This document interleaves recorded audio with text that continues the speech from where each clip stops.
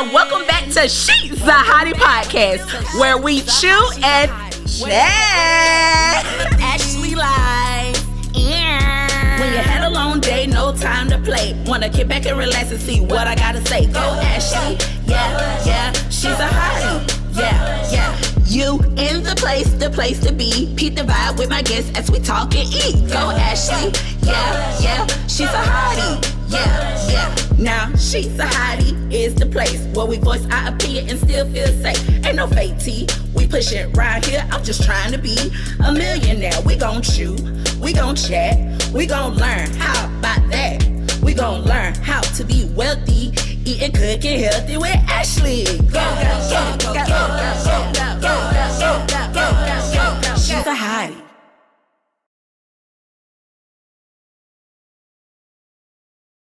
And today, you guys, I'm so excited. Okay. We have the infamous OG Magnum, y'all. Okay, thank you very much. That was an introduction. The American meme, y'all. Thank you. Appreciate it. Now, I must say, you are the first to say that to address yourself as the American meme. Yeah, that I am an American meme, definitely, because I am American, and I'm a meme because it was really all by accident. You know what I'm saying? I wasn't trying to do anything. Does that make sense? It just happened. That's because you just popped up. I just popped up, but I mean, I had been doing what I was doing with the car and the kids and the music, especially down in South Florida, for 10 plus years. Yeah. But in that meantime, social media was hitting, and then YouTube's, and then people started posting stuff, and then the whole thing of going viral and social media happened. Yeah. And I was just down in Orlando at one classic weekend doing what we always do outside of the car, opening the doors in the street in the bar. Yeah, you know. It goes. And then the next day I'm driving home, and it kind of sucked. I was already pissed off because I had gotten a ticket for my lights, and it was just brutal traffic, and it was like, goddamn, I can't even get out of Orlando. So I'm leaving, and as I'm driving, my phone is blowing up, and I had one of those cheap-ass things. Yeah. It's blowing up, and everybody's like, yo, bro, you're viral. I'm like, what are you talking about? And my kids, they're both with me, my two sons, were with me on that time heading home. And they're in the car like, Dad, you went viral. I'm like, what is viral? What is viral? What are you talking about? Viral, Oh, man. And I'm like, holy shit, what are you talking about? And it was apparently that video went up. Boosie put it up first. Oh, okay. And then Snoop Dogg. It went boom, boom, boom, boom, boom, boom. Yeah, and I'm like, what are you even talking about? And so that's when my kids were telling me about what's go viral. And I had to go get social media and da-da-da-da-da. Anyway. Well, thank God you went viral. And from my understanding, are you pescatarian? Pescatarian. Pescatarian. Sorry, y'all. My diet. Yeah, my diet. Yeah, and I do. I just don't eat meat. Okay. But I will eat seafood. Even farm raised, I will do that. Okay. Stuff like that. But so long as it's seafood, I can digest it. Awesome. And then I do eggs and cheese as well. I can't let go of cheese, baby. Oh, I love some cheese. Oh my God. It's so good and so bad for you. But so the food that was cooked today is sponsored by me, Cooking Healthy with Ashley, you guys. And we have a mango salsa fried catfish. This is a little Crystal's hot sauce on the side, but we can go ahead and take our thumbnail. Oh, yes. And thumbnail into where are we? Right here. You just look right here in the camera. Here. Yep. And I'm going to do this right there. Uh-huh. And I'm going to do this. And then 1, 2, 3. Perfect. Did you get a good one? You get It worked? All right, cool. So today's beverage, everybody, is a Tito's vodka and cranberry juice. Oh, yes. Yes. Cheers. Hopefully I made a good cheers. Oh, yeah, absolutely. I know that's right. That's my go-to drink because it's so refreshing and it's easy to make and it's hard to F it up. I'm just going to say, I do like a margarita and I do like a Long Island, but let's face it, not everybody's up to speed. This, you can always make this. You can always. And I was so glad that you wanted Tito's because that's my favorite. Tito's is awesome. Love Tito's. I agree. Austin, Texas. Oh, that's where it was. That's where it's from. A lot of people don't know. I did not know that. Tito's is here in the U.S. It's Austin, Texas. And Austin, Texas is like not that far from Houston, right? Well, it's not that far from San Antonio. Oh, okay. Austin, San Antonio area are right next to each other. Okay. I know my older son, my grandbaby, just moved to the Austin area. Oh. So I'm so looking forward to it because I do fuck with Texas. Okay. Yeah, I do. I didn't know you had grandkids. I do. I have two, a 3-year-old girl in Texas and a 2-year-old boy here in Tallahassee. Oh, that's so awesome. Do y'all get to spend a lot of time together? I take the little boy every Tuesday and Thursday and at least one weekend day since he was born. Wow. I will have him bright and early in the morning tomorrow. And then he goes back to the parents in the evening. And then my wife and I are going on a little trip into a friend's wedding this weekend. So. Oh, man, that's going to be beautiful. Now, when you had, how old is your grandson? My grandson's 2. So are you already like giving him toy cars and like teaching them about those type of things right now? I'm so bad. It's so bad. I mean, oh, no. And you can even see if you go to my Instagram every so often, I do have some posts with him in there. Yeah. But he loves the Magnum. That is the thing. Every Thursday is Magnum Thursday. We go ride around together. He loves it. I put the car seat in the car 2 years ago. Yeah. And he let me know what music he likes. You're gonna be like, you like this? He's very much like, no, yay, like this. Right. That music, whatever it is, we play it. We have a good time. Oh, that's so awesome. So my kid's in the car. So yes, he does. He has a toy Magnum as well. I gotta do it. You gotta do it. So your name comes from the vehicle, right? Correct. Okay, awesome. Yes, not the condom. Right. And not the gun. And not the gun. So y'all get that straight. The car. So hey, let's dig in. Absolutely. Tell me your honest opinion and what you think. Okay, now I happen to be one of those crazy hot sauce guys. Oh, me too. Oh no, I'm like, you're stupid. Insane with it. I would say 2 to 3 whole jalapeno peppers fresh every day. Get out. Every day I put it in my eggs, I put it in my beans, I put it in my rice, I put it in on everything that I eat. I use fresh jalapeno practically. And cilantro on a lot of stuff. Oh yeah.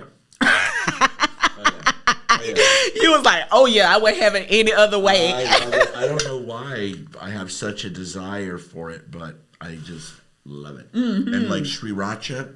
Oh, it's the best. Now, how do you say it? Sriracha? I say sriracha. I'm probably bastardizing it. But I may be messing it up myself. SRI, because it starts with SRI, right? Sriracha. Yeah.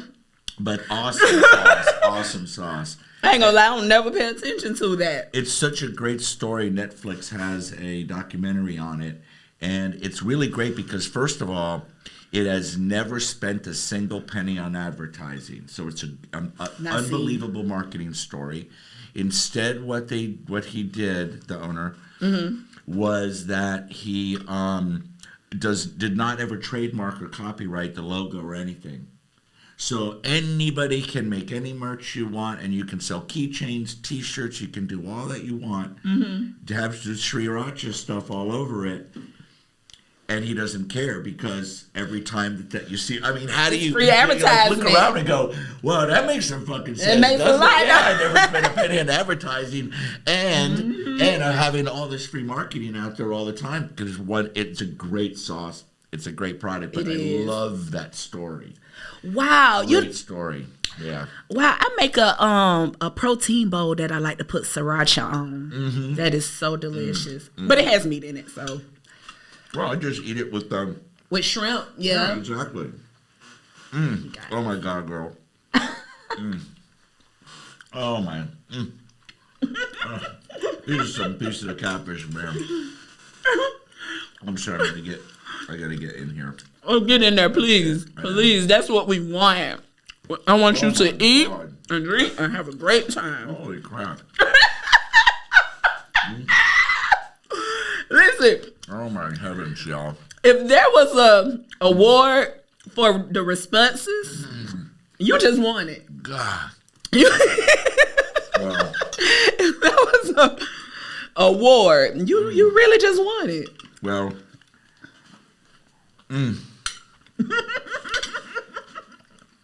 All right. I'm really glad you're enjoying it. So awesome. You guys, so that's why AD asked me what I ate or something. Right? Oh, I told him to ask you, did you have any food allergies or was there something you didn't eat? And then I just kind of randomly come up with a dish. Well, I have a bunch of recipes that I created for WCTV. Okay. So what I do is I pull from the list of recipes I've already created and I put them on my podcast. Okay. Okay. So that's this is really amazing. Thank you. You guys, the salsa, all I had was some fresh cilantro that I chopped up, one mango that I diced. It's some fresh tomatoes, bell pepper, tricolor bell peppers, red onions, you guys, lemon juice, red vinegar. Yeah. And that's in a little Himalayan salt for that salsa. I love cilantro. Awesome. Not everybody does, but I do. I love cilantro. So good. Me too. Oh my God. Especially when it's fresh. Yes. 100%, Yeah. 100%. It wakes up a dish.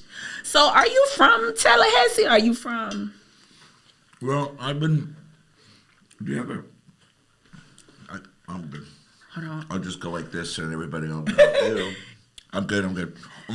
Okay, so I've been in Tallahassee now for 26 years. Okay.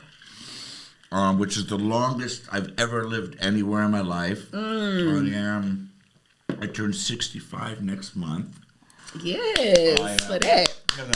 Thank you. Still doing it. Feel great. Yeah, amazing, look great. Fabulous, doing good. But let's see, I mostly grew up in South Florida, so I say I'm from South Florida, essentially. But before that, I did live in New York for a while. I did live in Costa Rica. My mother's actually Costa Rican. Really? Yes. And so she's actually from Costa Rica. So I lived there, and then New York, then South Florida. Oh, then from there, Oklahoma, where I spent a couple of years, and then from there, I joined the Navy. And then I was 6 years in the Navy. You was everywhere, dude. All around the world. I got on 2 ships at different times, and I sailed to Europe and Asia on different ships. So I really did get around the world. Okay. Then I ended up in California, and I ended up going to UC Berkeley, and I got 2 degrees from UC Berkeley. Wow. And then I love Florida a lot. So I like diving, so I moved back to Florida, and I became a diver for a bunch of environmental groups. And I did highly technical types of dives. Wow. I was a cave diver. I did a lot of the work down in Wakulla, south of here, and did some mapping down in that area. And I did that for about 20 years. When did you discover you liked diving? Was it during the Navy time? No, it wasn't. It was actually just even before that, just growing up in South Florida. Just being around water. The ocean and the water. I was a water baby from like day one. I was in the water. Oh, yeah. I mean, I remember like whole summers literally never even wearing shoes. Really? Literally never even putting on a shirt. Always being sunburned because I'm fair, I burn like an egg on the frying pan. And we didn't care. Nobody cared. There was no sunscreen and sun protection and shit. Right. No bike helmets. No lifeguards on the beach. You know what I'm saying? Fend for yourself. And we're 12 years old. Literally, out from the minute the sun comes up till the sun comes down and it's dark. Right. And no phones, none of that shit. See, we need to go back to that. Oh, the world is messed up. We need to go back to the original plan. But though, even now with my grandkids and with my grandson, because I'm around him a lot more. Right. We're outside. We go Good. outside, you know. He wants to be outside. I want to be outside. We already take him in the river. I've already been swimming down there. He's already swimming at the beach. Yeah. Yeah. Oh, yeah. No, we're definitely like, we're going to go outside. We're going to go hiking. We're going to go biking, stuff like that. That's what we like doing. See, I like that because these days, boy, the kids just want to be on their phones. Inside. TikTok. No. Well, I love TikTok, by the way, but I'm not on there like. I do too. I do too. And yes, the warning message comes up on me too. Right? You've been scrolling for way too long. Like, fuck you, bitch. Right. Oh, hopefully we can. Oh. You know, because you've gotten the message too, haven't you? Listen, now When some. that scolds you on TikTok. You've been scrolling way too long. No, I don't have that, but I do be on there quite a bit. I got it today already after like 6 hours. Oh, 6 hours straight. Oh no, you 6 hours straight. I like TikTok. The format works for me because I'm so ADHD. That those quick little boom, boom, boom, boom, boom, boom, boom. I can choose, listen, learn, boom, boom, boom. Yeah. Yeah. It moves much quicker for me that I like. Okay. Oh, hopefully we can do a little TikTok before you leave today. Oh, absolutely. Oh, I got one in mind too. Oh God. Okay, so you've done a lot of traveling. You're pretty much well versed because you was already staying in different areas. New York, down South Florida, California. Then you went to the military. So is that where you get your swag from, South Florida? I think because you got a lot of swag. Well, it definitely comes to the car, and I guess. But you know what, though? Now that I think about it, when I travel, okay. Here's the thing. I like loud music. Me too. And I can't play it in the house. Right. Even the damn house I own, I can't play it. Okay, and I understand. I get it. So all the way back to when I was in high school. Getting in the car and turning up the radio, even the stock freaking radio in the Ford Falcon shit, you know, was better than nothing. But again, it was radio. Right. But the threshold, I was just talking to the people up in Tennessee that I was with, we were talking about in the car, was when 8-track tapes came out, baby. Oh my God. Holy shit. Like, you could escape out. And then people actually started doing things with car stereo. Sound, and they got better speakers, and they got a head unit, and they got the 8-track. Then they sucked. Can you explain the 8-track to the people who may not know what that is? Tape, the Google generation. Google a freaking tape. But and then if I try to compare it with a VHS, then I got to explain what a VHS is. Right. Anyway, it's a freaking clunky ass tape shit thing, this big, stupid. But it worked, and we could actually play our own music in the car. Okay. So we could actually go buy an album, put it in the car, and listen to our song the way we wanted. That was life-changing for me. Right. And for, like, everybody I knew that would go to the end of the dead ends on every rural parts of America, every urban part of America, it didn't freaking matter. Yeah. Okay, everywhere I traveled, whether it was in South Florida or back in the backwoods in Oklahoma in the Tater Hills, okay, that literally having the ability to have the car and you could play your own music changed everything. Then, of course, we got cassette tapes. Thank God they were smaller. Right. More on them. Okay, that's more in my lane. They didn't get ate up. Right. Even though they still got ate up. And then, of course, what changed everything, there was, before we did streaming, there was the CDs. And then CDs and then DVDs came out. I thought CDs would never leave. Holy shit. And they were, like, consistent. They rocked. You could actually pick songs that would play it right away. You didn't have to push the tape and go, waiting for this shit. Am I wrong? You're not wrong. Okay, but you're the not. CD, like, you could actually select it. You could play the same song fucking over and over Over again. and over. I was like, God damn, right? And then, of course, now, holy shit, streaming. Oh, my God. I mean, I got albums. I got thousands of songs I love. I think that's it. Decades. I can pick and choose. I have my own fucking playlist. Right. So, yeah. We can diss on technology, but that shit rocks. No, that really does. But anyway, so I just kept getting louder in the car and louder in the car. And it was just something I always had because it's my escape. And when I'm out on the road and I'm feeling that sub and I'm playing my music and it's super loud, that's my relaxation. So that's the essence for me.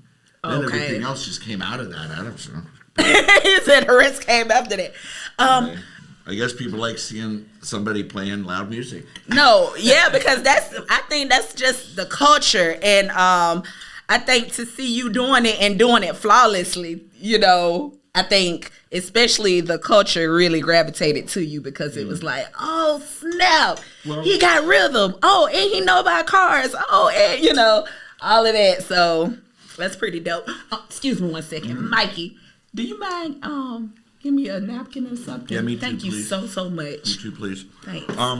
But here's the thing, too, with the story is that once when I had my 2 boys and I was older, I was like 43. Yeah.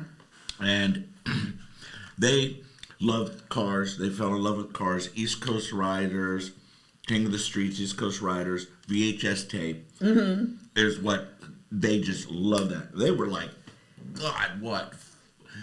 6 and 2. Wow. Right? And so, but they know. And so, and then they wanted to do the car, and I fell in love with the Magnum because it looks like a little bit of a hearse. And I kind of like the dark side a little smidgeny bit. And so we got the Magnum. Then they wanted big wheels on the car. So we went and we got big wheels on the car, and things started happening, one thing after another. But what happened is I'm from South Florida. Right. So every year we would take every vacation, every spring break, every holiday break. For summers, we would go down there and we'd stay with my parents. Okay. And so it became a thing for us because that was the center of our car world. Was Miami-Dade, Broward. Okay, yeah. I mean, that's just how it was. It really is. I mean, Florida is the... I mean, I'm going to say, Carol City in the house, okay? Yeah. That's where we were. And we started going to the Carol Marts. And everybody would know. If you know what I'm talking about, it's Carol Mart. And so we started going. My kids found it on YouTube, and I took them there. And they were little kids. Yeah. And what happened was that when we showed up, and I had the Magnum, I think the first time I showed up, I still had stock wheels on it. I had just bought it, And we pulled in to Carol Mart. It's packed with people. My kids are going crazy. There's another Magnum there with the Alien versus Predator theme painted all over because back in that time frame, that was really popular down in South Florida was people doing things like that, like the Spider-Man theme or a Superman theme, Alien versus Predator, or what was the one with Al Pacino, the movie the one with with the cocaine and all that shit. Oh, Scarface. Yeah, Scarface. That was a big theme of just down there. Thanks, anyway, Mikey. so what ended up happening was that everybody like super accepted us. They were like, "Oh, yo, man, where do you come from? What are you doing down here? What's going on? What are your kids up to? Yeah. And they were taking videos and posting them on YouTube because that's what everybody was doing. And so that's how it started. So way before like I went viral or anything like that, we were going down there for years and years and years. And then people would say, "Hey, there's going to be a car meet this weekend. Oh, we're going to come back this weekend." Or, "Hey, next month there's going to be this car show out here." Or that we meet every Sunday around 11 p.m. right here in Carol Mart back in the day. 11 p.m.? And it was Sundays, 11 p.m. Whoa. Yeah. And you'd roll out there, and it was just unbelievable. And it was just a good time. No violence or anything like that. It wasn't. It was like everybody just made it a spot where the vibe was always amazing. Yeah. I felt good. My kids loved it. They felt safe. People would come up and be like, "Yo, man, good day. Great that you came out here. Right. Good to see you again. Good to see you again." And I tell people this all the time. If you want to do something, and this applies to any fucking thing you want to do, is that showing up is 90% of the process. Right. You could know what you know and know all these different things, but 10% is what that is. 90% is just showing up. Yeah, man. If you want to get a job somewhere or do something, show up. learn about what that is. Right. Does that make sense? Oh, absolutely. You're talking my language. People would invite us to come down, and we would show up. And people would invite us, and we would show up. And you see what I'm saying? Yeah. And year and year and year. And these are relationships that I still have to this day. 15 years later. That's that I awesome. know that I can right now be like, hey, yo, I'm going to be here. I'm going to be there. Right, right. What's up? Let's get together. Right. And these are people I rode with back then. That's dope. So do you, are you still going to the shows today? Like, are you still doing the car, like, Envy and Rick Ross got the big car shows? Right. Yeah. I will definitely go to car shows if I'm booked to go to car shows. Gotcha. And one of the reasons for that is that, and people don't realize it, and sometimes I think people that have car shows are like, invite me, and I'm like, yeah, well, if you want to book me, this is what it is. Mm-hmm. It's because I'm inundated. Like, you say you what now? Inundated. Okay. Like when I show up, I'm not like just anybody else that pay $30 and I'm going to compete for a trophy and go and sit somewhere and sit in my lawn chair and just chill. Right. Okay. When I'm going there, everybody's coming up to me. Everybody wants to get a picture with me. You're working. Everybody wants to get a video. Well, that's just it. Right. I am going to be working. Right, already. Yeah. And then if I'm going to go, I want to post up that I'm going. So now I'm posting it up. And then you want to use my image and my logo and my car on the flyer. Well, okay, I get it. So it's like, I don't want a trophy. I don't want to compete. All I'm really looking for is to cover expenses, right, including the expense of keeping the car on the road. So that way when I go, I do work. And anybody that knows that from the minute I walk in there till I leave, one is I'm usually early, and I'm usually one of the last ones to leave. Oh, okay? That's so awesome. Because I like to stay after the fact. I hang out with all the security people and everybody who's been working their ass off all day. I like that. There's amazing. A lot of a vibe that happens then.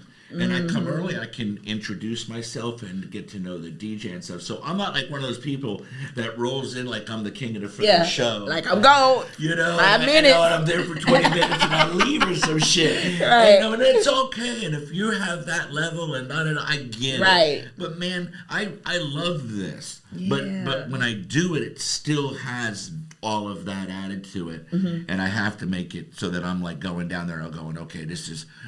I got to get ready because I'm going to be working. I've already been working at it, Now I've got to work it. And I do. Right. I go to every person. I go in front of every car. I talk to everybody. So you're into the vehicles for sure. But I heard you mention earlier that you was into the music too. So are you more into like singing, hip hop, rock and roll, or what? Like everything. Well, you're asking me to go back in 65 years of my music choices, right? Because I'm not 20. So here's the thing. I like my music hard mostly. Now, what does that mean? My background is punk rock. Okay. I was around, growing up with Led Zeppelin and Aerosmith, and the Rolling Stones and all that, and I loved it. Grew up with Bob Marley, and loved it. Yeah. To me, Bob Marley is a prophet. I've been playing them all weekend. His picture is actually in my bedroom. It's him and Mr. Rogers. What's your favorite Bob Marley song? Women No Cry. No woman, no cry. Yeah. It speaks to me in so many levels of what I know and understand of history. Of what he's saying. I've been listening to Bob Marley all weekend because I'm going to Jamaica. Oh my this goodness. Weekend. Oh. Wow. Okay. Wow. You just made my trip down to Clearwater. I did. Well, I was like, I'm going to Tierra Verde this weekend. And you're like, yeah, well, I'm going down to Jamaica. Oh. Whatever. Yeah, man. Yes. So. I don't mind it. Yes, I've been bumping that Bob Marley and Sizzler so heavy this weekend. Oh, love it. You got to fill your spirit up with it before you get there. Absolutely. Okay, so cool. So So music. So really, so because I like hard music, anything that's come along that way is what I enjoy. Personally, I really love gothic music and industrial. If you know what that is, a lot of people may not. They may know. I don't know. No, can you explain it? Is it anything like drill, or is that totally different? I think. First of all, industrial music would be stuff like Tool, 9 Inch Nails, Trent Reznor, Marilyn Manson, maybe. That's screaming like that. Well, there's there's metal and there's screaming metal and there's death metal. There's so much stuff. Goth and industrial. How would you describe it? Do you know it all? You know, how would you? Do you know that type of music at all? I know the type of music. I just don't know how to describe it. Yeah, I mean, it's a really, because it's such a challenging genre. I know when I hear it, it's dark wave. It's a dark side of things, but it's very experimental. It's some people go, oh, it's like emo, but not really. There's some. I don't know how to describe it to you. I'm loving you trying to explain it to me. I'm loving it. And there's actually a club in Tampa that's one of the top 10 goth industrial clubs in the world. Get out. Is in Tampa. It's called The Castle. Okay. It opened in 1992. Oh, wow. And I was literally one of the first people that went there in 1992. Get out. And I go probably every couple of months. Yeah. I drive all the way down there. The Castle. And stay with some friends and hang out down there. And then they're only open on Friday and Saturday. Okay. But people travel from all over the world to go there for that type of music. Yeah. Get out. Yeah, seriously. Now I'm interested. So it's just a very unique place. It's just, the Castle Ybor, you can check it out, Google it, whatever. But yeah, you're like, oh my goodness. And Friday and Saturday. Anyway, I'll be down there July 15th.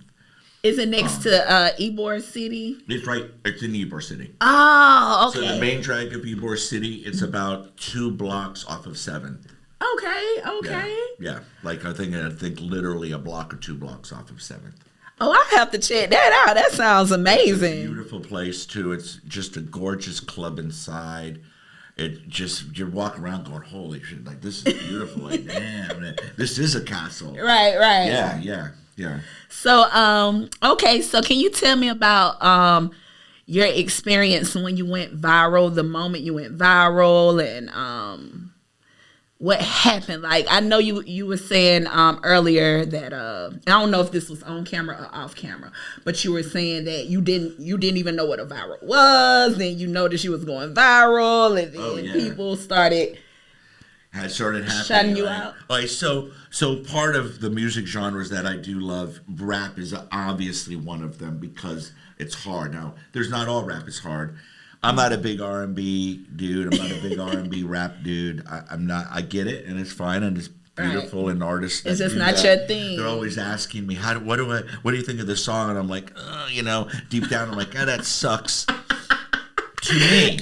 Because you don't like. Make sense? But it's like, I just don't like this style of music. And I don't want to hurt their feelings because, I'm a nice guy. I don't want to. And I'm like, look, it's just not my style. Would I play it in my car? No, I wouldn't play it in my car.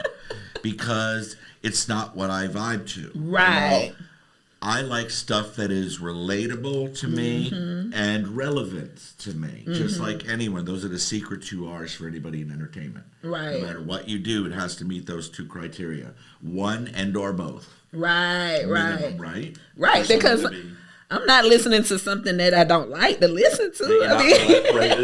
Right. Okay, so there you go. So the hard rap is what I really like. So like I like Bone Crusher.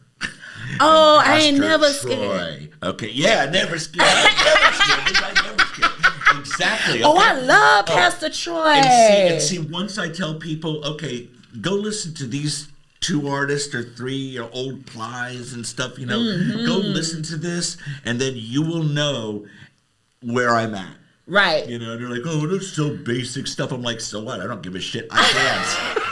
I'm a b-boy. I like, that's my part. Okay? Right. So I don't care if it's simple and, you know, I don't give a shit. I like it. Right. And I like it especially if it's saying some good shit. Yeah. And then again, I don't care for music that's degrading or belittling to anybody, especially women. Yeah. I don't like that. I like songs that empower people and empower women. Mm-hmm. And so there's always a fine line in the booty and the twerking. It's always a fine line. Here's the thing. There's a difference between a woman's empowering herself in a video where she's doing that, and a video where that she's not really empowered and in control, and it's such a fine line. It is. I know it when I see it. And I think it kind of agrees with your soul. Like, you know, I know for me, it's certain types of music. It'll make me feel a little like, I don't want to listen to that. Yeah. You know what I mean? Like, that's just too much. Yeah. Too much. There's stuff where I'm like going, ugh. And I mean, I'm playing. I get it, but I'm like, yeah. But I ain't gonna lie. Y'all really saying that? It's some music that like, it's some music like the Pastor Troy song, pop that, show them you ain't scared in here. You know what I'm talking about? Oh, yeah. Make them get that money right. That song, I'm telling you, I love that song, but I can't rap it all the way through because I try to control my cussing. I don't really cuss. Right. Oh, so I do. Sorry. No, cuss all you want to. I love it. Okay. No, but sorry. No, like a sailor mouth. No. I love it. Go ahead. All my family does and friends too. But when I listen to the song, I can't really rap it, you know, out loud because it's like I gotta keep. Yeah, you'd be like bleeping your own self out on the song. You gotta bleep, right. So has an artist invited you to a video shoot or anything like that? Yeah, I mean, I've been invited to a bunch of them. Awesome. I just got back this weekend from doing one in Fayetteville, Tennessee. Okay. And this one was a first for me. I think it was country rap. Okay. With a group called Crooked South. Oh, it's a group. SOUF. Yeah, okay. It was 4 guys, and it was amazing. I mean, it was very cool. And then with them, I got to ride horses, which I do ride, by the way. I'm actually country urban. Wow. I am actually country, y'all. I'm good in the country. We live in Tallahassee. Right. If you Google goat farms near me, there are 36 of them, okay? Really? Yeah, so we're in the country out here. Well, yeah, we are. And that's why I love Tallahassee, because it's like urban city. Mm-hmm. We got stuff going. It's hopping, the universities. But then literally, come on, 2 minutes out here on Miccosukee Road, and I'm out in the country on good country road. You know, that's why I like it here, because I can drive my car. Right.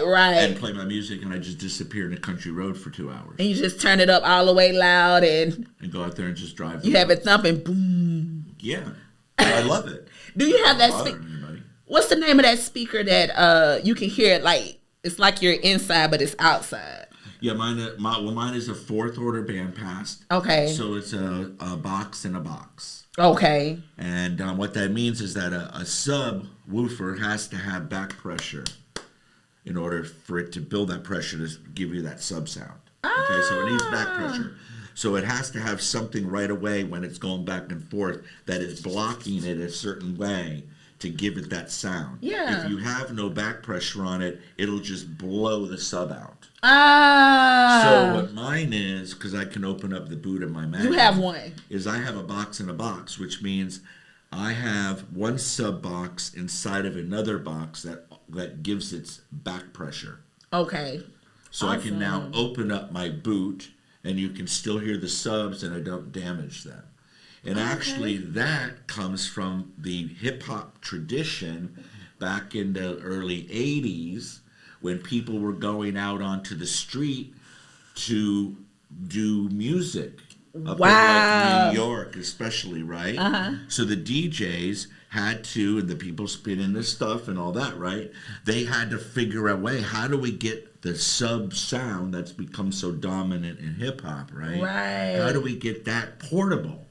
Because if you just set up a subwoofer, the first time you pump it out with no back pressure, it's gonna break. Right. So they built a box in a box. So basically, I have a really super mini version of what is really the tradition of portable subwoofer systems in hip hop. But I bet it's so loud.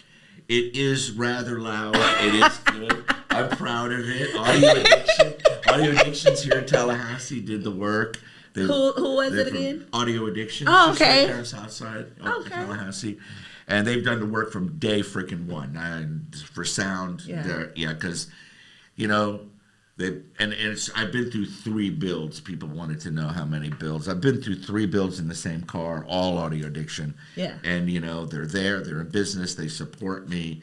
And they do great work and great product, and I'm happy. I love that. If anything breaks, I drive it in and go, broke it again, please fix it.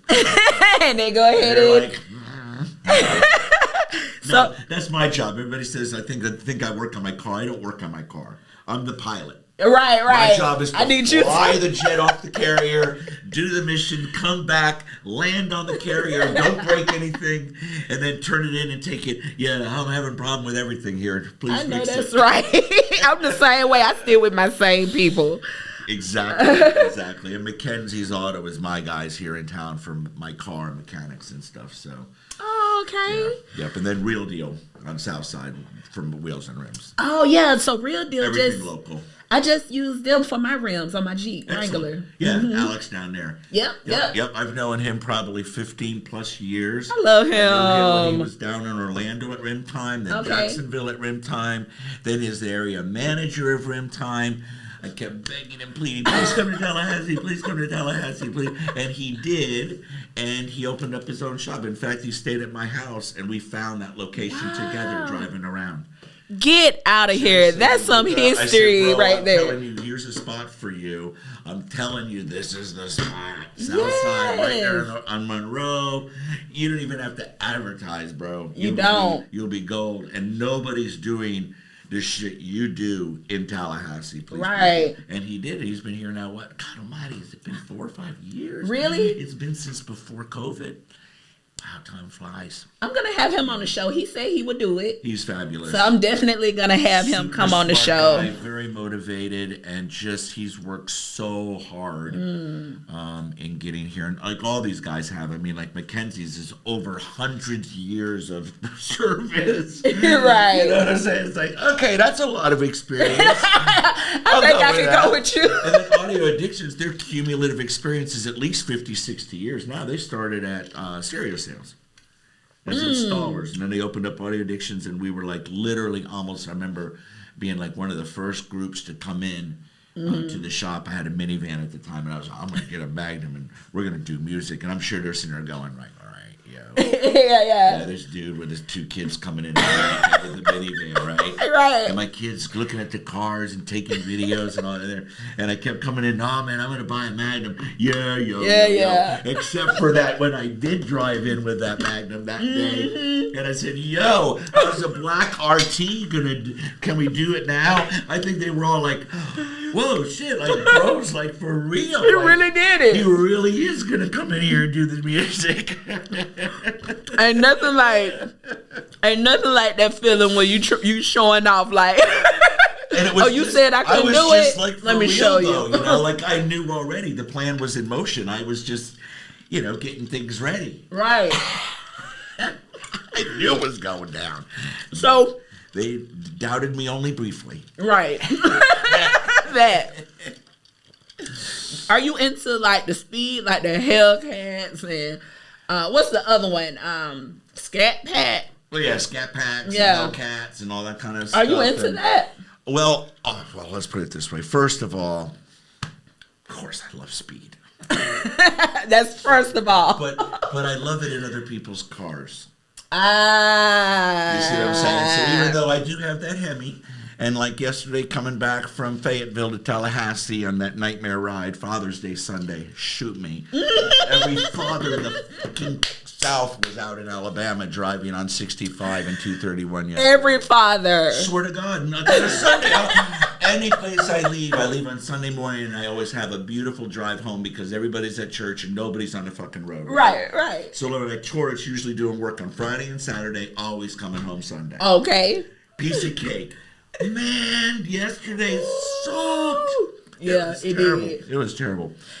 It did, because me and my dad went to Panacea, and that's just only 40-something minutes away, and it was like, it took longer than 40-something minutes. Mm-hmm. Everybody was on the road. I was oh my God. Like 20 or so, I can.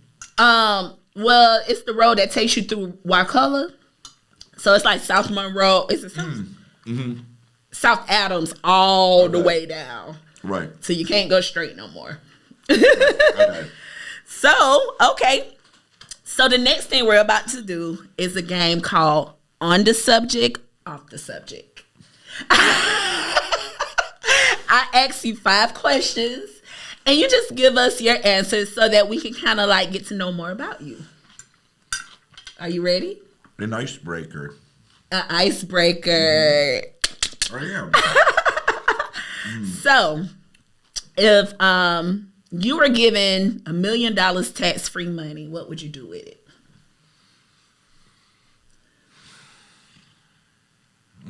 Wow. Of course, I'm going to just say qualify as that, being 65, coming on 65, getting something like that means it's a completely different thing to a 25-year-old. Oh, for sure. Like if you were to ask the 25-year-old me or a 35-year-old me or a 50-year-old single dad me. Right. Or now a 65 retired me. You get completely fucking different answers. Right. Not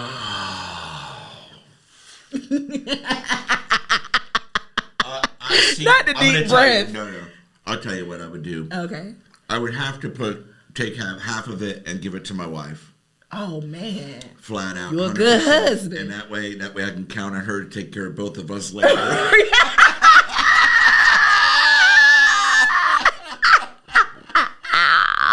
I'm gonna give you this. To take the other half.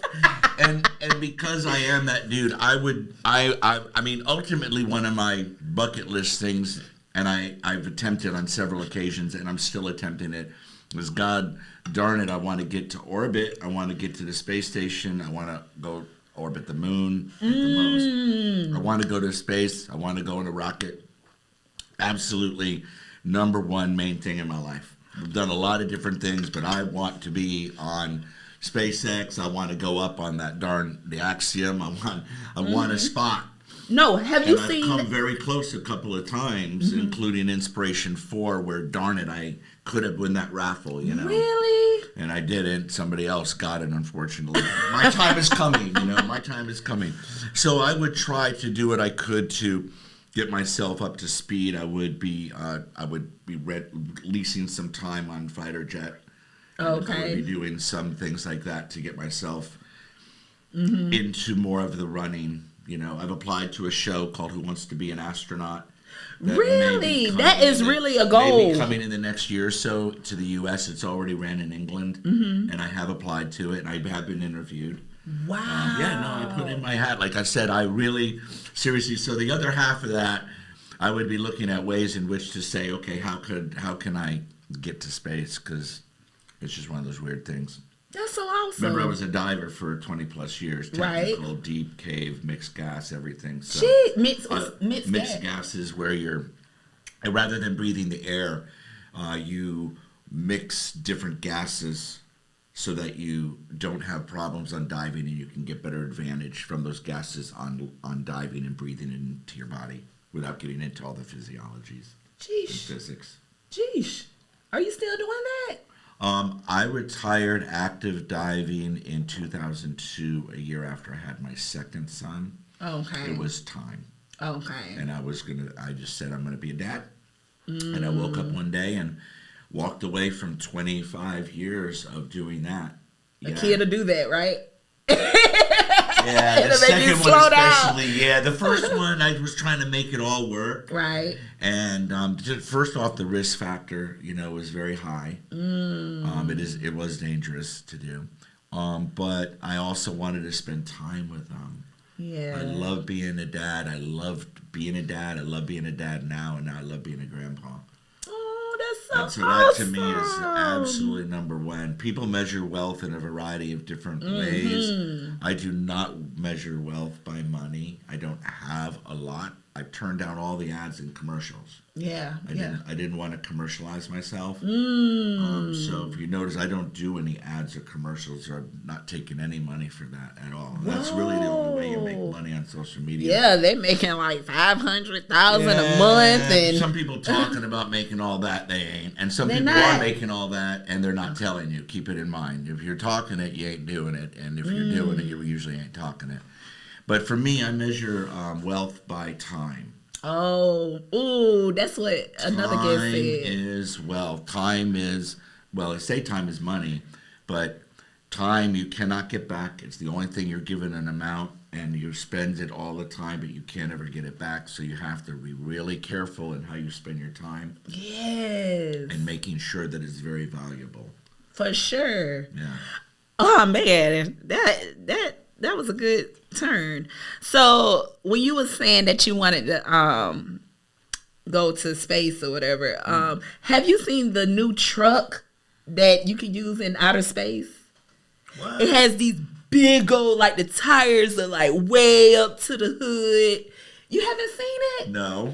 It's the big aluminum tires, and then they like go through all the details as to how it'll work. How it'll work on the moon. Yeah. Okay. If I can find that video, I'll send it to you. Oh, yeah, absolutely. Yeah. Absolutely. But that's pretty dope. I think you'll like to look at that. I love it. Okay, that was an awesome Me and answer. my son go and watch a lot of the launches. We probably watched 20 or 30, and we've had the privilege to be invited by SpaceX to actually get up close on one of the launches. That was like stupidest, loudest thing I've ever heard in my entire life. Your first time. You got to explain It was the first time that. that close, yeah. What? But we've seen probably 20 launches. So what happened? You got to walk me through the detail with that. Of a launch? Yes. Well, I mean, the main thing is that first off, it's a 5-hour one-way trip from Tallahassee to drive. Okay. You have to think about that. About an hour or two, you got to plan on getting there.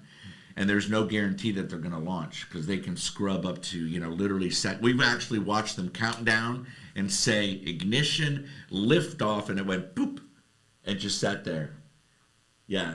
And it literally just sat there. And we had great seats for that one. And, and they abort it. They abort the mission and they take off maybe another day or the next day or whatever like that. So all of that you have to take into consideration. So every time you go, it's a crapshoot whether it'll go up. But when they do go up, to me, there's just nothing like it, the amount of power that is being harnessed for it to go up. Now, all those things said about space and stuff, and I want to qualify this, is that I do believe that we have to take care of our problems here on Earth first. For sure. And we have serious environmental issues that we have to address, and people can be in denial about it, but it's pretty obvious. I mean, like, it's really obvious. So that said, is we do still have, we should still be investigating and putting stuff out there. And if private companies like Elon Musk wants to do it, yay, okay, it's not costing me and you a penny. Right. You know what I'm saying? Taxpayer dollars, that's NASA. When they put up a rocket, that's me and you spending money. Okay. Every SpaceX rocket that goes up, he's actually paying us to do it because he's paying NASA. Got you. He's leasing the space. Now they're turning around and paying him to launch their rockets, but again, that's our stuff. You see what I'm saying? So that to me kind of makes sense. So a lot of people are like, oh, fuck the space program. Yeah, why is space? It's like, whoa, wait a second. Now you could say that if it was just NASA, but it is SpaceX, and there's other ones like Blue Origin and others that are doing this. They're all privately funded. So I'm like, go, baby. Yeah, go for it. In the meantime, let's focus on problems we have here. I love that. Okay. So next question. Sure. If you had one wish, what would it be? Only one. To go into orbits, I want to go on the space station. I mean, So that that's kind of my correlates one with wish. each Yeah, other. it's 100%. It's like I am built to do it. My body is, I'm like there. I'm the right size. I'm the right shape. I have the right everything. I've trained. I've spent decades wearing equipment for life support. Wow. I want to go. I'm a cyborg. Look. Oh, you're going to go. I'm ready to go. You're ready. Yeah, plug me into the chair. Let's do this. Please. Yes, absolutely. How long will you stay? I'd love to stay up for, a long time, but like what's a long 2 weeks time? is the average. Oh, the longest record in orbit, I want to say is probably nearing 2 years is my guess-ish. And that would probably be Russians. Really? I think they hold the records. Don't hold me to it 100%. Okay. I'm pretty certain that they hold the records and that it's probably in a 2-year range. Sheesh. I know it's way over a year. What are you doing there for 2 years? A lot of experiments Okay. And managing a lot of the stuff that's up there for several years in order for them to actually, with science, you have to have a baseline. Then you collect data. Then you have to compare it over time and have other things running. So all these tests have to be run and maintained, and a lot of them have to be maintained by humans. Oh, for sure. To be able to run right. So there's that, but also the other part of it is all the stuff that's going on in their bodies. Okay. Because everything is being monitored. A lot of people don't know, and I'm willing to do this, but a lot of people aren't, is you have to have catheters put in certain places. You have to be taking your blood on a frequent basis. You have to be constantly monitoring your heart, your blood pressure, your diet. Remember, they have to go to the bathroom. All that has to be monitored in particular ways. You have to be able to wear that type of equipment. You have to be able to do all those types of things. So, think of everything you do on a daily basis, all of your bodily functions. Yeah. And then do it in microgravity. Yeah. All right. Yeah. And see, okay, I can tell you don't want to go. I don't want to go. And the bloop. Like, what the world is happening? My wife is the same way. She's like, fuck that. Right. I see it too. I ain't going. I'll see you in a year. Yeah, we can monitor. Hey, how you doing? How is it up there floating around in your shit? Right. But anyway, see, I don't mind that stuff. I like it. I'm fine with it. I'm comfortable. Are aliens I'm up there? curious. Is there stuff up there? Yeah, aliens. Absolutely, 100%. I think that is true. Really? Well, how can it not be? Because the odds and statistics are that there certainly is other very sentient and very intelligent life in not just in this world, on the planet we're on, but also outside of this planet and solar system. There's things that you have even on this own planet. There's life that is so amazing and so out of this world. I mean, just like an octopus or a cuttlefish. I've had numerous interactions with them. Wow. And I'm telling you, if there's an alien species on this damn planet, I'm going to tell you something. Those things are unbelievably intelligent. Oh, no. And on a completely different level, but so smart, and immediately you connect with them. I actually had one come up and take a tentacle, and we're sitting there at the bottom of the water. I'm laying on the sand. It's in a little ledge. And it reaches out with one tentacle and just touches my forehead like this. I swear to God. And I was instantly like, it was like an ET thing. I know it sounds ridiculous. I know, it's stupid. It doesn't make sense. It's not stupid. It's stupid. And then it started handing me shells that it had collected. Beautiful shells. Are you serious? I swear to God. I have those shells to this day. Oh, I'm speechless. Beautiful deer cowries that were just like pristine matter. You'd never find like that on a dive. They're always corroded. Everything came, touched my head, and then handed me little things and was holding my head, right in my forehead, right here, with one of its tentacles. I swear. You was by yourself? There were other divers on this particular dive. Okay. But everybody was kind of off doing their thing because it was on a shallow dive off of Clearwater. It was off of Clearwater. It wasn't even like a big deal. It was stupid.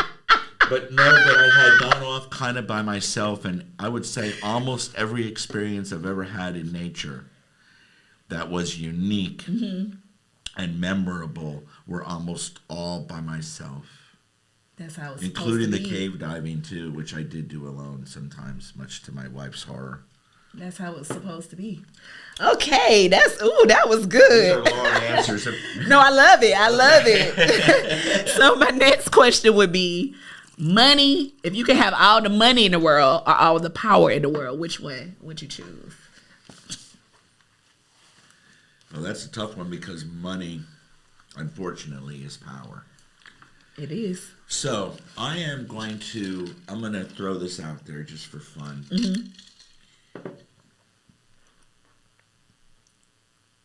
See, I don't really care for money very much overall. Okay. To me, money is a necessary evil. I have to function with money in our society, but I don't like it. Yeah. And Do you not like it or not like what it does? I think for the most part is that it brings it really brings some of the worst out in people generally, more than the good. I have to say there's good. Don't get me wrong, okay. But for that reason, I'm going to leave the money on the table and go for, even though a lot of money would put me in space. A lot of money. $25 million. Real quick. No. There's actually a price tag, $25 million, and I can go up right now on SpaceX. Well, you'll have all the money in the world. I know. So but all the money in the world will give you your and I'll tell you one what, wish. I'll tell you what, though, money doesn't solve your problems. And I've lived around a lot of wealthy people, and I've lived around a lot of people in poverty, what would be considered poverty. Right. And I'll tell you this. The people living in what you would consider poverty were all happier. I've almost never met a happy, wealthy person. Get out of here. They are always unhappy and unsatisfied, and yet they have everything a lot of times. So, and I grew up in it in South Florida, and all my friends that had wealth were, pretty ungrateful about it for the most part, I'll be honest. And they just never seem to be happy or satisfied with what they have. And yet the people like I grew up with in other places that there wasn't wealth. We were living in a single trailer, Detroit motorhome, cooking sliced bologna on a burner. You know what I'm saying? That kind of stuff. Adding chocolate powder to gravy. Yeah. And I've lived that way too. But we were happier. Right. And families were closer. You know what I'm saying? Oh, Entertainment absolutely. was cheaper. Yeah. And everybody was happy. I mean, they're all like, oh shit, but ultimately they didn't realize. My observation was that they all were so much more. They were so much happier. Ultimately. So you would choose the power. I would choose the power because with power, I believe that it's possible to maybe change things. And I'm more interested in watching us grow and develop as a human species, all of us. There's no such thing as race. That's ridiculous. That's a ridiculous construct that is not based in any science whatsoever. Okay, there's no such thing as race. It's made up. You mean like, and when you say that, you mean like how people may say, "Oh, you're white, I'm black." Yeah. Well, when they ask the freaking questionnaire on freaking even government questionnaires, which is unconscionable. Other. And I check off other bitches every fucking time. I've never answered that fucking question. Well, first of all, look at me. I'm Hispanic. Right. So first of all, fuck y'all think I'm just a white dude. Okay. I'm not, okay? Do people say that? Well, I mean, the assumption is... Right, because I thought that. Blue eyes, I'm just a white dude, right? No, I'm Hispanic. I'm Costa Rican. Oh, my God, we're cousins. All my cousins have red hair and green eyes. Yeah, we're blue-eyed, Spaniards, of course. Okay, give me a break. My people have been in Costa Rica since the 1600s. Wow. Yeah, long ass time. Right. So, but that said, and that's Costa Rica. Most of my relatives live there. But anyway, so race is a construct. It's a construct of design to divide and define people because it was easy because you could identify it. That's why. That's what the fuck it was about. And it's been... Because we don't need it, going do we? forever, no. And it's ridiculous. And I'm telling you, because I traveled around this country, is that, man, like I was up there in Tennessee. Are you kidding me? everybody was every which way that was imaginable. Okay? What you mean by that? You couldn't tell. Everybody looked the same. You know, we all look at different pigments of every different thing, and people have mixed it up so much that you ain't nobody nothing. We're just human beings. Seriously. And we're Americans, but I'm even a world citizen. I'm even more than just American. Yeah. You know, I mean, I'm also a world citizen. We all are. Never heard. Yeah. Brothers and sisters. Science has proved it. We come from one mother. And if you want to go down a religious track, well, there is the story of Eve. It is the story of Eve. I'm just saying. Yeah, come on. If we want to talk science, science has actually substantiated that biblical reference in the story, okay? Right. So, and I am also an ordained minister. You know that too, right? Oh, yes. I learned that off camera, you guys. So what made you want to be an ordained minister? I always wanted to be a priest in the Catholic Church, but I could not find myself agreeing with a lot of it, unfortunately. Okay. And you have to understand, too, when I was growing up in the 60s, you know, I was born in 58. When I was growing up in the 60s and early 70s, the Catholic Church actually represented a very liberal, open-minded, extremely tolerant views of things. Things were changing in that particular church, okay?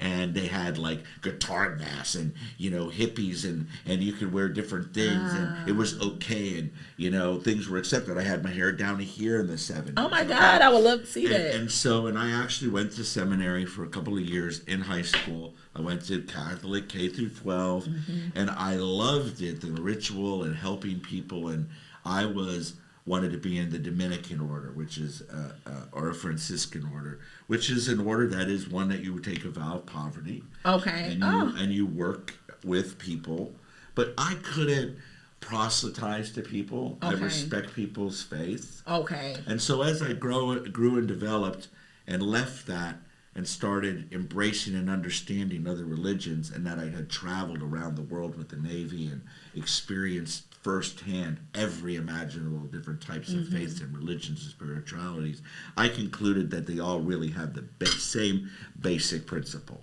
every single one of them. So when I had the opportunity some years ago, I did become ordained in a church where you are allowed to be multi-denominational. So we don't use the term non-denominational. Okay, that's my first time hearing it. It begins with a negative. Non is a negative. So why would I be non-denominational? I don't understand that term. It doesn't make sense to me. I am multi-denominational.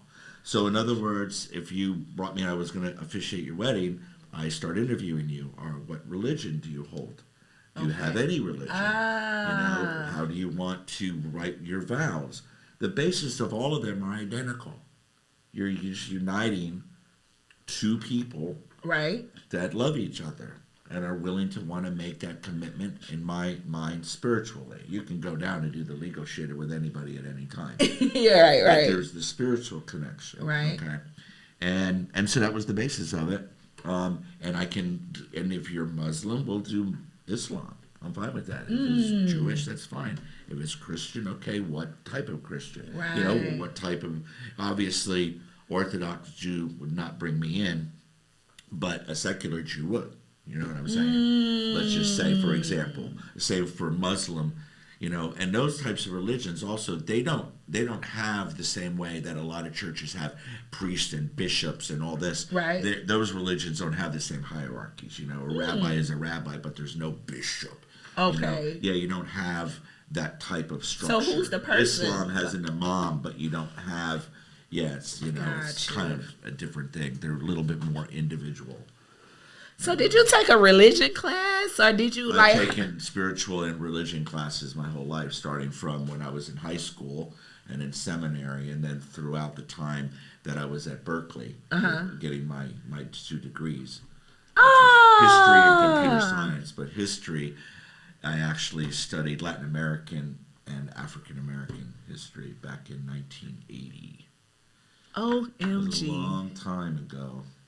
That's Yeah. so I wanted fantastic to to do Latin American know. studies, and when I entered the program because of my family, when I entered the program, they said yes, you can do that, but we really, really need help in the African American Studies department, because what you do when you're doing a degree like that, a program, is you're spending some time helping other people with their research. Mm-hmm. Yeah, which is cool. That's how it happens. Right. But it was fascinating because I actually got to read a ton of firsthand accounts of things like the Middle Passage.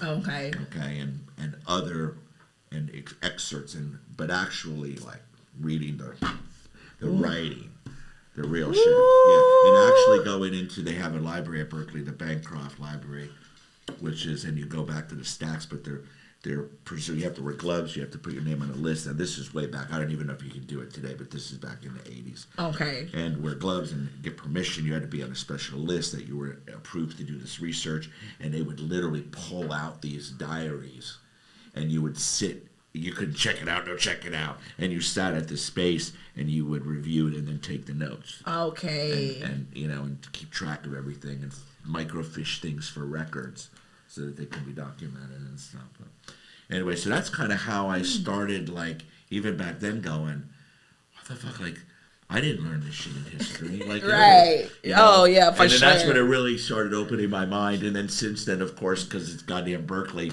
they contaminate you with the seed of progress and injustice and and fighting for the good fight. Right. Goddamn them. Freaking liberals. So are you doing only weddings or I can marry you and bury you in all 50 states. I can marry you and bury you. And then I also do motivational and anything that people bring me out to. And like the show I just did, I was also MC host. I'm not a DJ because I'm running around too much to focus on that. But give me the mic, I can introduce, I can get up there and do what I need to do. You did my friend's baby's car show.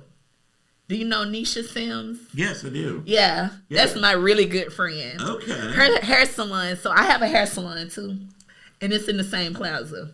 Okay. It's called She's a Hottie Hair Salon. So now I have She's a Hottie podcast. That's how it happened? Right. That's how it happened. Okay. But I was leaving one day from work and I saw you.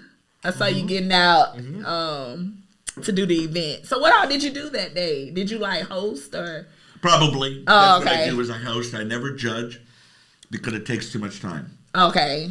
And I would have to focus on judging. Okay. So it's like one thing I tell them, I don't judge. Plus, Yeah. I'm that guy. You want everybody to be good. I'm so bad. And people are going to go, well, there has to be a winner. Right. And I'm like, no, there isn't. Actually, that's a very American kind of thing, and I get it. Mm-hmm. But I am so non-competitive that I literally walk in and nobody's even on the defensive because I'm that non-alpha male. Does that make sense? No, it makes all the sense. I love it. I'm happy with that. Yeah. I'm good with that. Right. Because I'm immediately accepted. It's actually how I've survived in all the places I've ever been was I'm, first of all, totally non-threatening. Mm-hmm. Loving, compassionate, tolerant in all things, respect everyone always. Yeah. In all things that you do. Don't ever think you know anybody or anything. You know, you don't know what that person's story is and stuff. I know that's and so it's always been like how I've gotten along and how I've traveled and like in places where sometimes, for lots of reasons it could be sketchy. Yeah. Yeah, for sure. Okay. What else? I love this game. We're still playing this game, you guys. Okay. So, next question. Respect or loyalty? Respect or loyalty? You got to choose one. See, I don't understand how you could be loyal without respecting someone. Like, if I don't respect you, I 100% can't be loyal to you. I cannot. But you would also know that. Mm-hmm. Like right up front, don't count on me to be loyal on you if I don't respect you.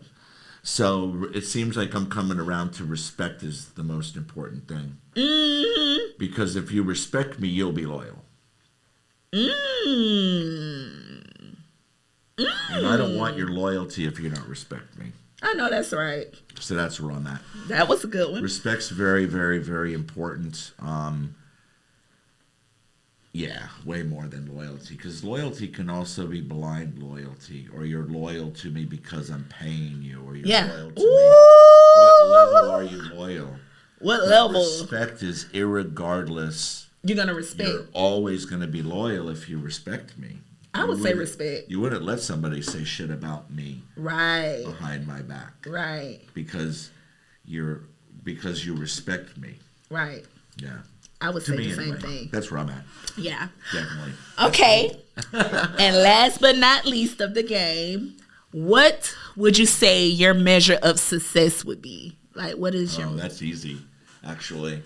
Because I think about that a lot, especially as I'm getting older. Mm-hmm. And I'm 65, and I have amazing chapters in my life. I mean, I never thought I'd see 20. Never thought I'd see 30.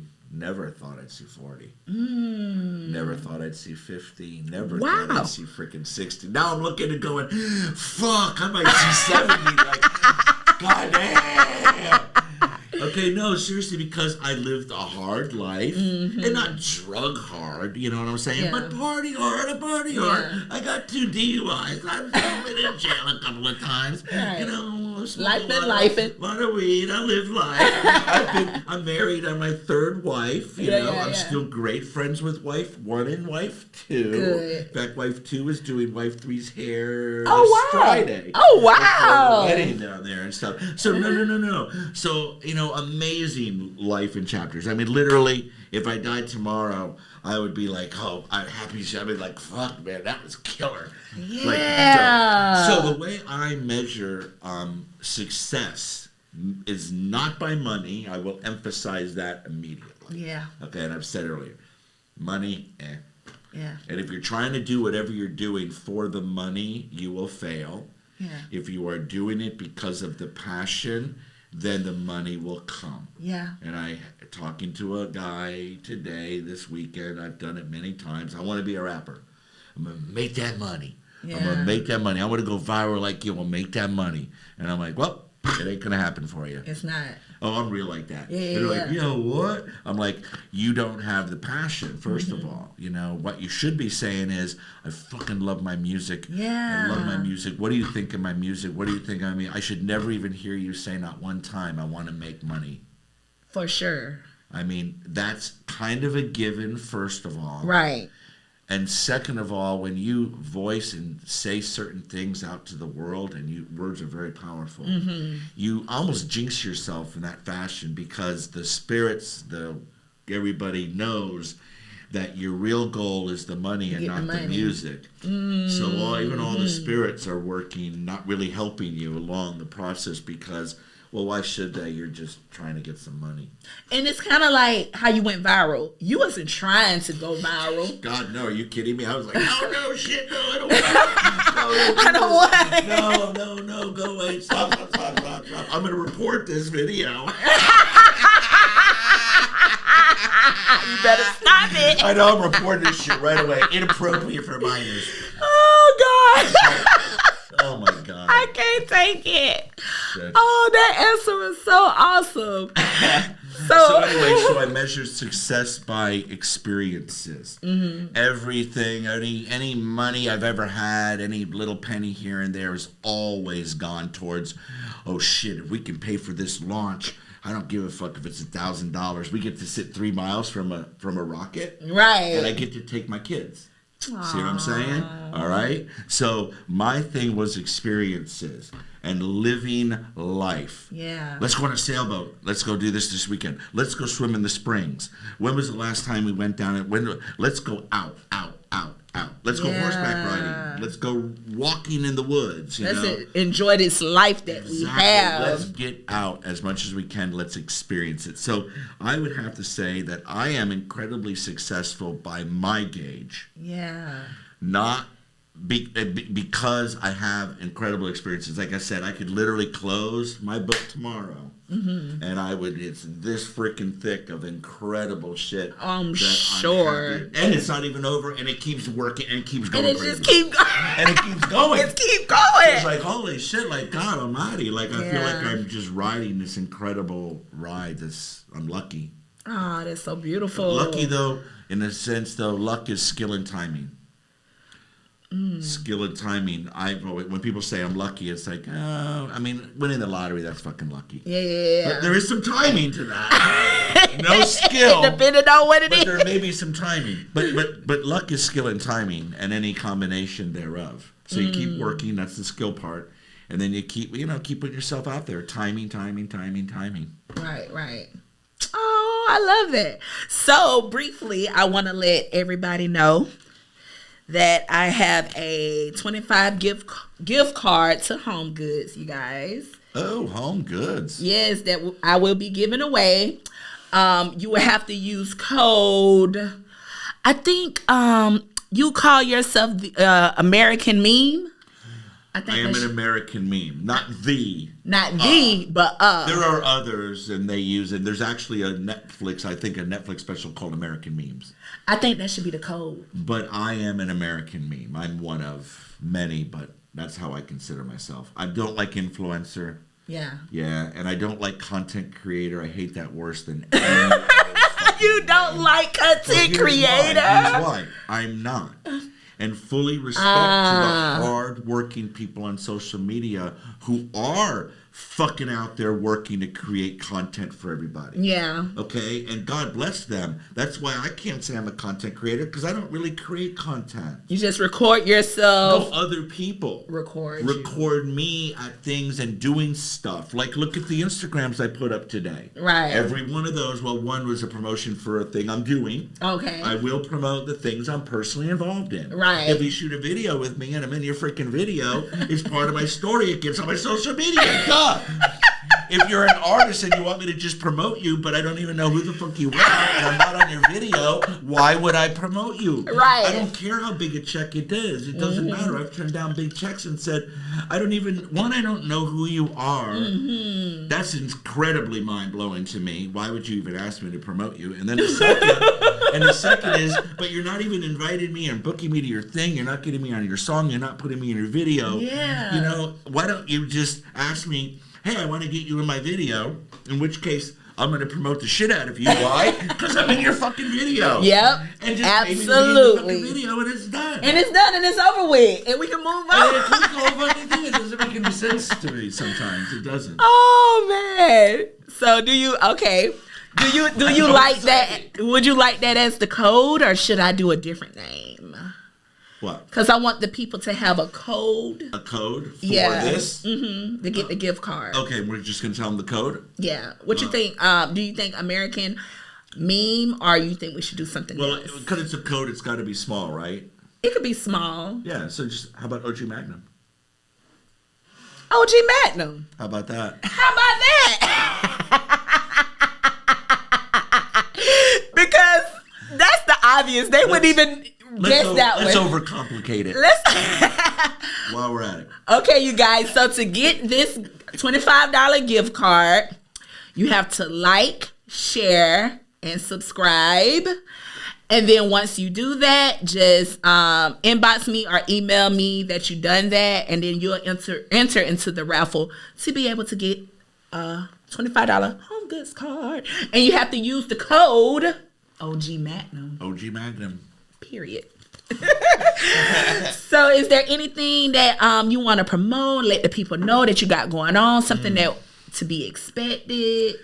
Well, I mean, I would say things I'm doing, but this podcast is going to be up forever and for all perpetuity, right? Right, for sure. And so I'm not going to say what I'm doing just July 8th because, it'll be July 8th and then it'll be July 9th and then it won't be relevant anymore. So let me put this out there. Okay. Is that I love doing podcasts with people, and I've had a great time with you. Ah, thank you. It's fabulous, and you're awesome, and maybe I can come back again sometime. For sure, you're always welcome. It was really funny and really fun. But here's the thing is that people have asked me, if I would do a podcast and stuff. I can see you doing it.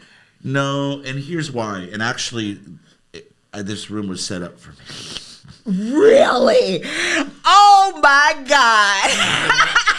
I've only used it once. Really? Yes, but the thing is, it's for other people too. It wasn't just for me, but I was part of the inspiration to say we should do podcasts, and I want to do them. Here's the thing: is first of all, I am 65 years old, and I am tired a little. You know, I am retired, and retired's a nice way of saying I am kind of tired a little. I'm exhausted, and having something that I have to do consistently. Remember, I'm not a content creator for a reason. I don't want to always be committed to having to do it. You like to live freely. So I love being invited to do podcasts with people. Okay. So anybody that's interested, I'm down for that. Coming back and doing it with you, I like this. This is a lot of fun. I don't want to be the one in your seat. You know what I'm saying? Okay. I want to be in this seat. So I'm always available to do this kind of shit. I love it. Oh. And then, of course, any other stuff that people like. I shoot videos of people and do things like that. But that's what I enjoy doing. Yeah. And I am cutting back. So I'm only going to do 1 or 2 a month at the most. And so people just have to figure out how to reach me, DM me, and stuff like that. But I'm down to do it because I do like sharing my experiences. And I think that there is a lot there that I can share. Oh, for sure. It's a lot there. I want to say that I greatly appreciate you for doing this. I learned so much about you because, like I said, I only knew what I saw on the internet, but getting to know you right, and getting to know a little bit of your background and things that you're interested in, I love that. You know, thank you. I really, really love that. I really appreciate it. I feel like you dropped some good gems today, something that we can all take in and carry on with. So. Well, I appreciate it too. Yes. A great deal. It's fabulous and unbelievable. Catfish. I'm gonna need a to-go box. For sure. You got me. And you still have. Maybe we'll have another drink after. Oh, for sure. We got to. We're done. Yeah. So. Right, because it's timing. Is that right? We're good. Right, we're good. So. We're gonna go have a drink. We're about to go have a drink, you guys. Love and that's you. Love you. Ashley. Oh, you're so baby. welcome. That was awesome. So bye, cousins. Welcome back. What they do? To She's a Hottie. She's a Hottie. Where they at? Where they at? We actually live. Yeah. When you had a long day, no time to play. Wanna get back and relax and see what I gotta say. Go Ashley. Yeah.